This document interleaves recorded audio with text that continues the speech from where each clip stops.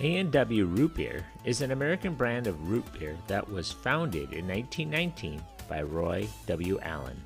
Thank you for your suggestion. Mr. Dumbass, I can bring a lot to Dumbass and Dumbass.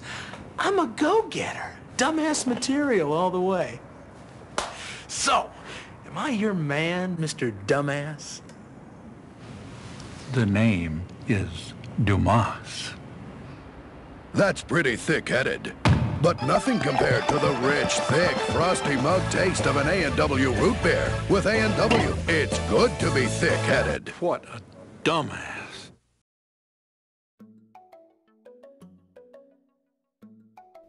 Roy W. Allen opened a roadside root beer stand in Lodi, California in 1919. Allen was an ambitious entrepreneur who, at the turn of the 20th century, became widely known throughout the southwestern United States for buying, renovating, and selling older hotels and motels. Having become acquainted with a recipe for a root beer that a pharmacist had given him at a soda fountain while he was arranging a hotel deal in Tucson, Arizona, Allen purchased the recipe and opened a hamburger and root beer stand in Lodi, California in June of 1919.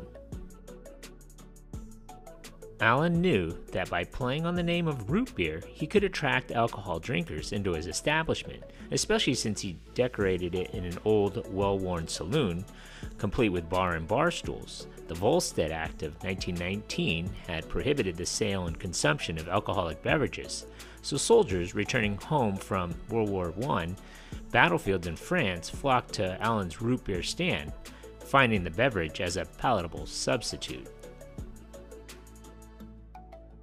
By the summer of 1920, in order to meet the growing demand for his product, Allen opened a second root beer stand in Stockton, California. With more and more people clamoring for his product, Allen formed a partnership with Frank Wright, one of his employees, in order to establish 5 more outlets in the Sacramento area. After formally naming their product A&W Root Beer, the name reflecting the initials of the two partners, more outlets were opened in Houston, Texas in 1922. Capitalizing on the increasing mobility of the American public and the fact that more people were purchasing automobiles, Allen came up with the idea of transforming the root beer stand into drive-in restaurants. As people headed downtown in their cars on steamy summer evenings, Allen attracted them to his root beer stand by providing car hop services. Modeled after the bellhops of exclusive hotels, tray boys were hired to deliver root beer to customers while they sat in the comfort of their automobiles.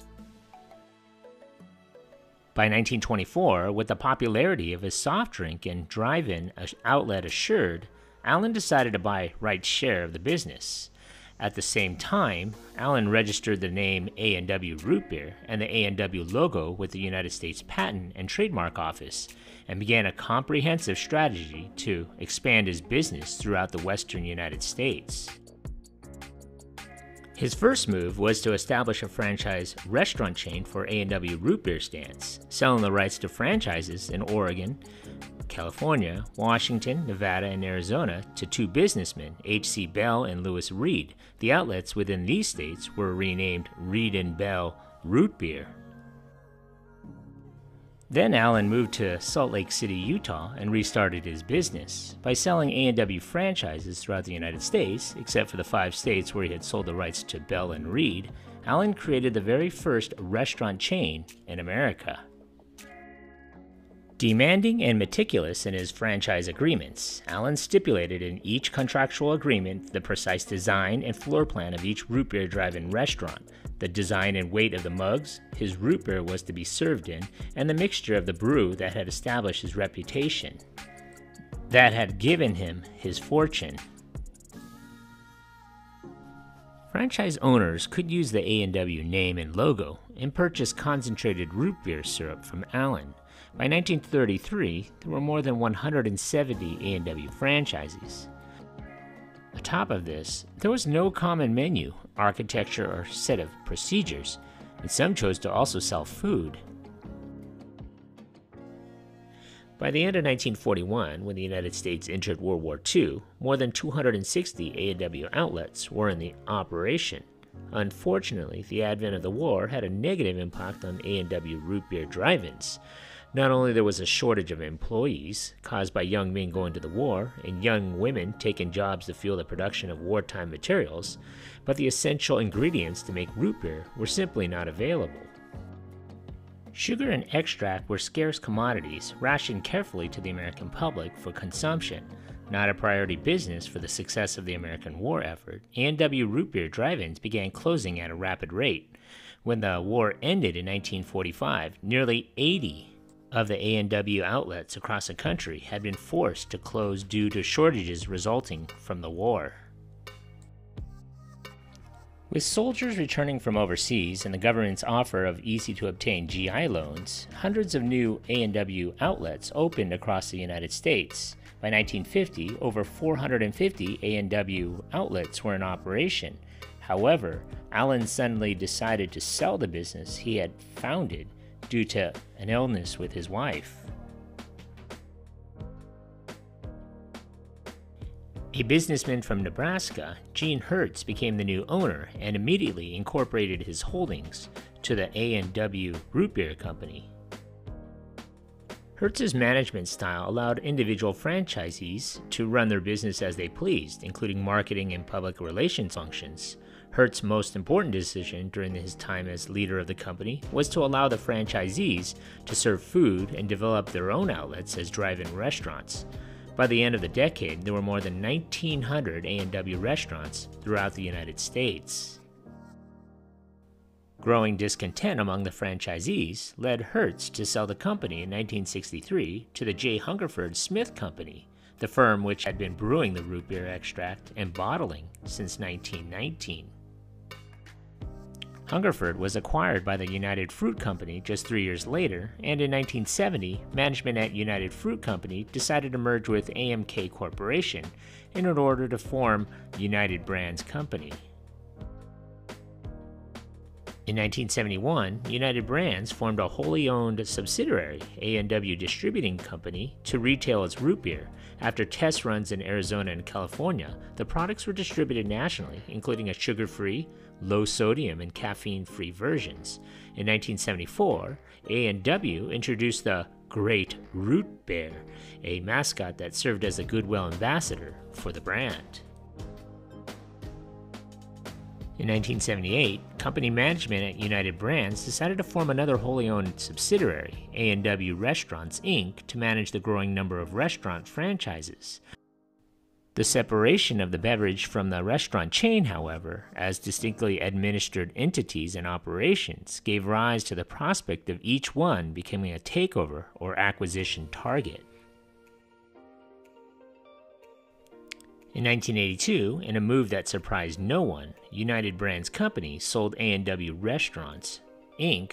to a well-known and enterprising real estate developer, A. Alfred Taubman. 1 year later, management at United Brands sold A&W Beverages, Inc. to a consortium which was formed to create A&W Brands, Inc., a new company with the purpose of managing the production, marketing, and sale of the regular and sugar-free root beer beverages. In 1986, the management team at A&W Brands, with the assistance of the investment firm, bought the company from the consortium for approximately $74 million.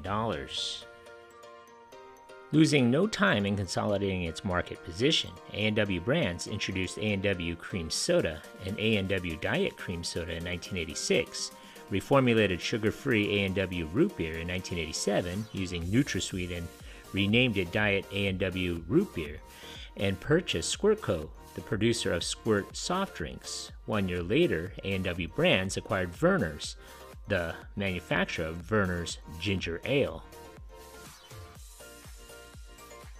By 1989, the company's cream soda had captured more than 40% of the total market share for that beverage.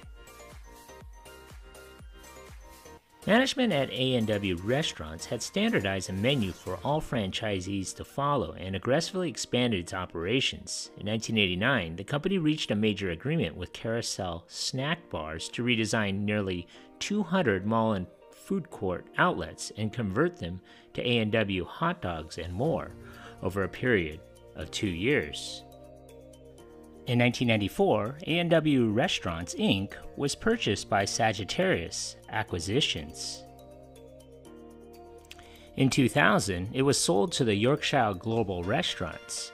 In 2002, Yorkshire Global Restaurants was acquired by Tricon Global Restaurants, Inc., soon to be renamed Yum Brands, Inc., who currently operates such internationally known brands as KFC, Pizza Hut, and Taco Bell.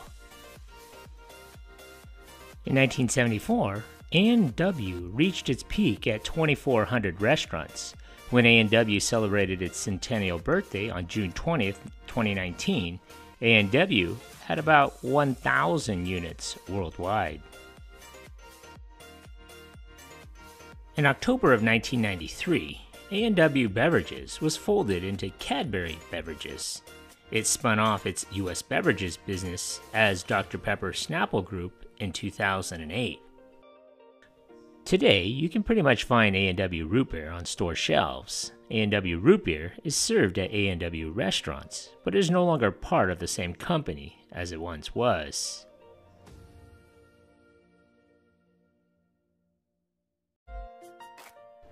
So what do you remember about this iconic beverage? Leave a comment, or if you want, leave a suggestion for a future video about your favorite soft drink. Make sure you hit that like button and subscribe to this channel. Thanks for watching.